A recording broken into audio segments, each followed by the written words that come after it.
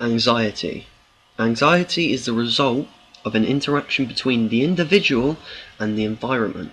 It's an emotional response to the demands placed upon the individual by the environment. State anxiety is temporary. It's always changing.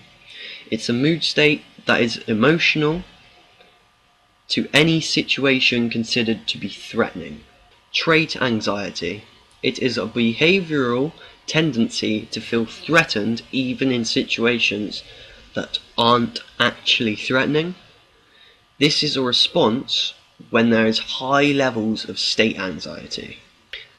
An example of when anxiety can occur in sport is when somebody is going to a public swimming pool and they get changed and then they become self-conscious of their body image. Therefore, it may prevent them from even going into the pool or even coming out of the changing room. They could end up getting changed again and just going home because they're anxious of what people are thinking of them.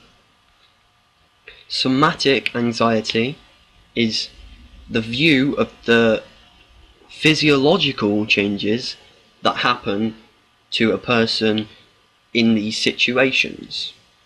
This can be things such as increased heart rate, increased breathing rate, sweating, and muscle tension. This type of anxiety relies all on how the athlete perceives it. They could be no different than normal, however, their perception makes them feel a lot worse. They'll lose concentration and lose performance. Behavioral response is the typical behavior shown when someone is experiencing stress. Symptoms of cognitive stress is indecision, a sense of confusion, negative thoughts, poor concentration, and forgetfulness. Somatic symptoms of stress are increased blood pressure, increased respiration rate, sweating, clammy hands, that feeling of butterflies in your stomach, a dry mouth, and muscle tension. Some behavioral symptoms are the biting of fingernails, fidgeting, inhibited posture, what's commonly called going through the motions, introversion, where they'll go inside themselves like cross-armed, and uncharacteristic displays of behavior, so they don't look normal.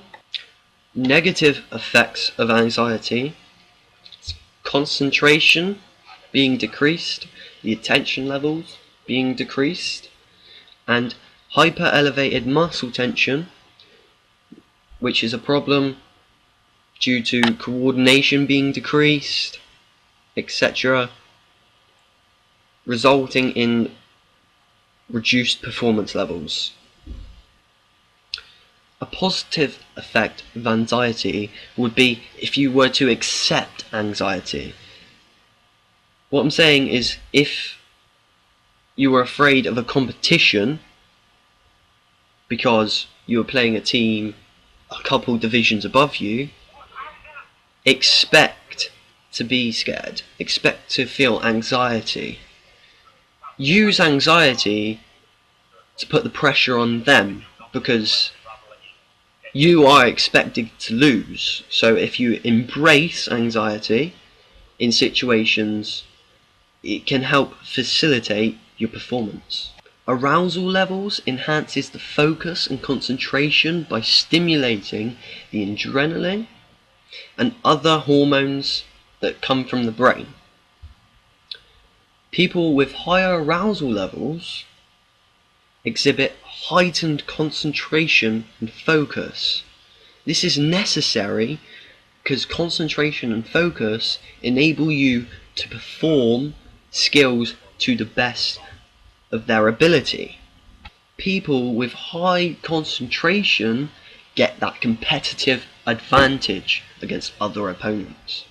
This is because they will perform efficiently and evaluate situations thoroughly. People with lower arousal levels may exhibit low concentration and focus. This is similar to someone that's just woken up. This is because they're feeling tired, they're not quite around yet, they're not in the zone, they're not focused, they're not aware and alert. As arousal increases, it can affect your attention span. Therefore, you can get a narrow attention span, broad attention span, or an optimal attention span. A narrow attention span is where you don't see enough and you have tunnel vision. A broad attention span is where you see too much, a lot of irrelevant information, a lot of irrelevant stuff going on in the environment that you don't need to know about.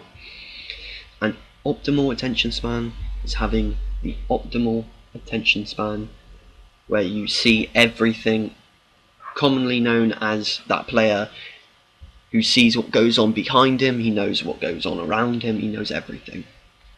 In sports such as rugby, their concentration may be increased due to higher arousal because this is where they can find optimal performance through optimal arousal. Whereas in Formula 1, they would need lower arousal because they need high levels of concentration, as it's a very fast car and it's very dangerous. They need that high concentration. Golf, for example, wouldn't need as much concentration, however it needs a lot more concentration than rugby.